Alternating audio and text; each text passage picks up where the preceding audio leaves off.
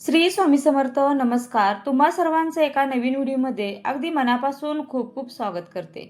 तर आता लवकरच श्रावण महिन्याला सुरुवात होत आहे. यावर्षी श्रावण महिन्याची सुरुवात ही 13 ऑगस्ट 2026 पासून सुरू होत असून 11 सप्टेंबर 2026 पर्यंत असणार आहे.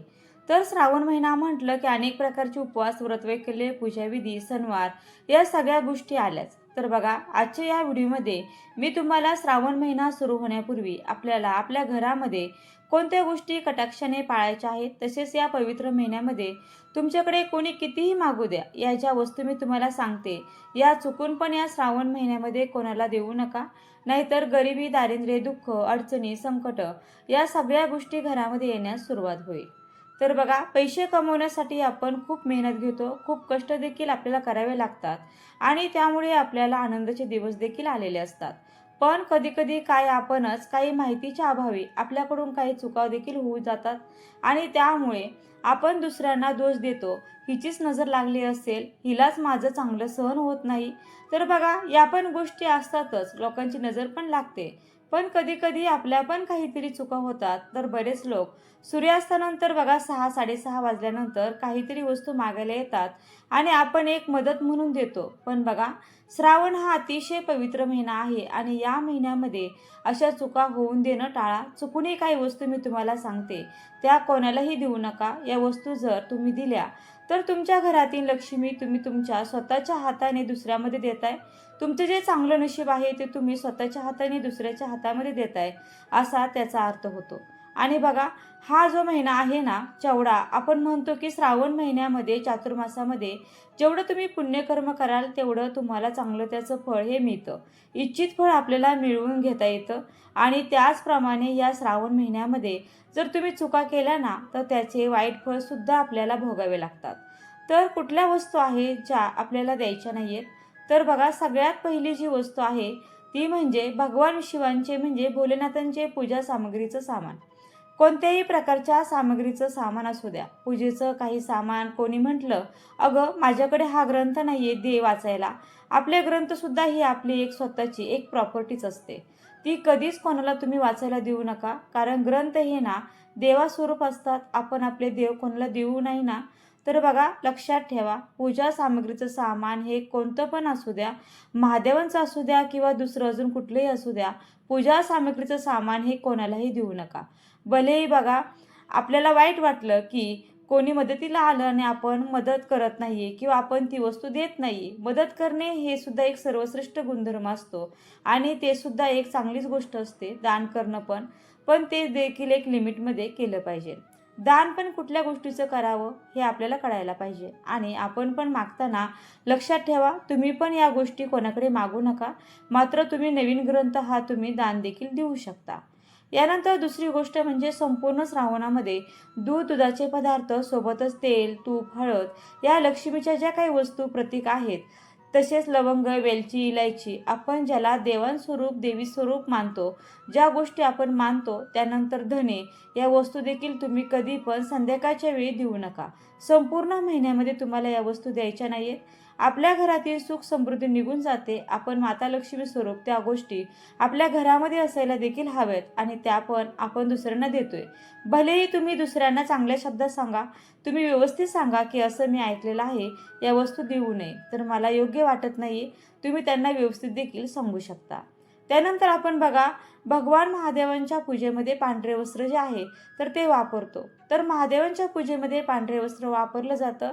तर आपले जे पांढरे वस्त्र आपल्याला कोणालाही द्यायचं नाही. यामुळे तुमच्या वैवाहिक जीवनामध्ये अडचणी येतात, मतभेद येतात. पांढरे वस्त्र तुम्ही दान करू शकता, पण बघा, कोणाला तरी आपली वस्तू थोड्या वेळासाठी देणं हे वेगळं आणि दान करणं हे पूर्णपणे वेगळं. त्यामुळे तुम्ही पांढऱ्या वस्तू ज्या आहेत ना त्या तुम्ही दान ज्या आहेत त्या तुम्ही करू शकता. म्हणजे तुम्ही विकत घेऊन दिलं किंवा तुम्हाला एखादी वस्तू तुमच्याकडे आहे, कपडे तुम्हाला वापरायची नाहीयेत, तर ती धुवून स्वच्छ मग दुसऱ्यांना तुम्ही द्यायची आहे. पण आपल्या वापरातली, रोजच्या वापरातली वस्तू थोड्या वेळासाठी कोणाला देणं हे पूर्णपणे चुकीचं आहे. असे पांढरे वस्त्र जे आहे तर ते कोणालाही द्यायचं नाहीये. यानंतर श्रावणामध्ये तुम्ही काळे कपडे सुद्धा दान करू नका. तुमच्यासोबत अघटित घटना घडू शकतात. काळे वस्त्र हे महादेवांना म्हणजेच कुठल्याही देवी देवतांना ते चालत नाही आणि श्रावणामध्ये तर काळे कपडे चुकून देखील दान करू नका आणि तुम्ही घालू देखील नका.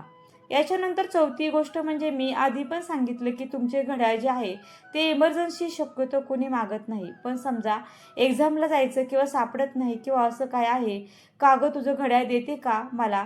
तर आपल्या आयुष्यामध्ये बघा वेळेला खूप महत्त्व आहे आणि आपल्यावर चांगले वेळ आलेले आहे आणि आपल्या आयुष्यात जे काय आहे ते घड्याळाच्या काट्यावर चालू असतं.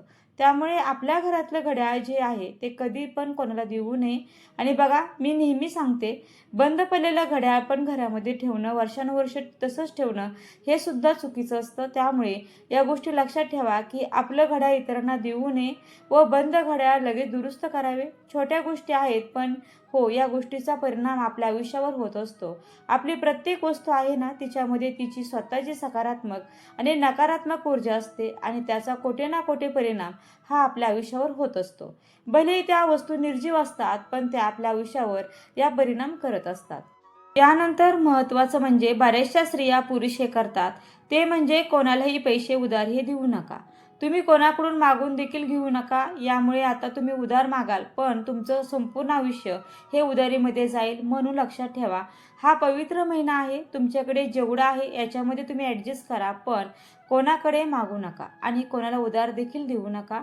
कारण या पवित्र महिन्यामध्ये आपल्याकडची लक्ष्मी आपण दुसऱ्याकडे देतोय हे अगदी चुकीचं आहे आणि म्हणून या पवित्र महिन्यामध्ये आपल्याला पवित्र गोष्टीच करायच्या आहेत.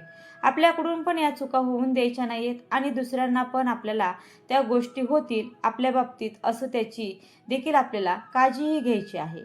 त्याचप्रमाणे आपला शत्रू जरी बघा या महिन्यामध्ये किंवा कधी पण लक्षात ठेवा, आपण अतिथी देवो भव म्हणतो.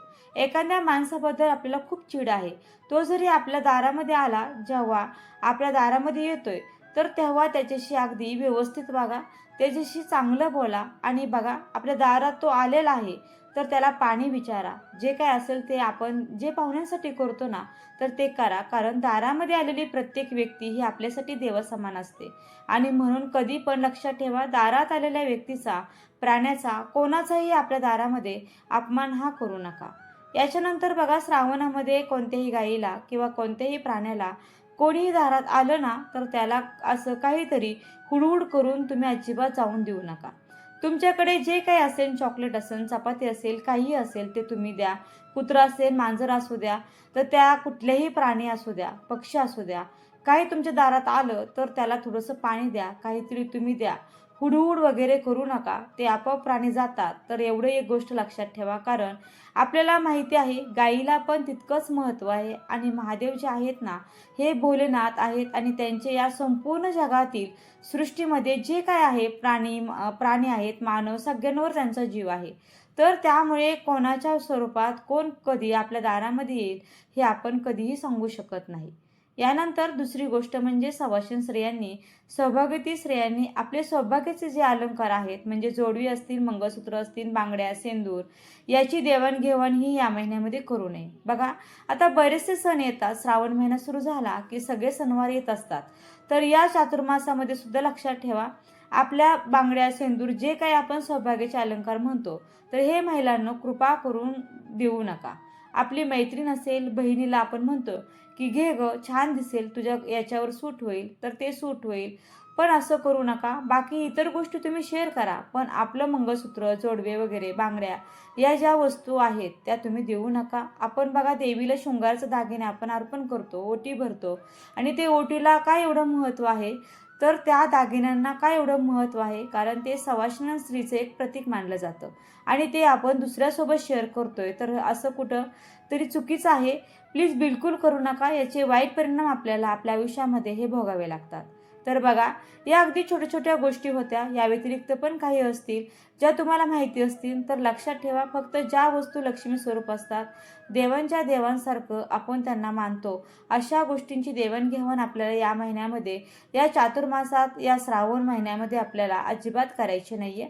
तर बघा ही एक अतिशय महत्त्वाची माहिती मला तुमच्यापर्यंत पोहोचवायची होती. माहिती तुम्हाला आवडली असेल तर व्हिडिओला नक्की लाईक करा, शेअर करा आणि आपल्या चॅनलवर तुम्ही नवीन असाल तर सबस्क्राईब करायला मात्र अजिबात विसरू नका.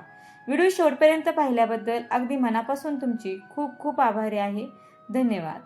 श्री स्वामी समर्थ. जय जय स्वामी समर्थ. रामकृष्ण हरी. जय जय रामकृष्ण हरी.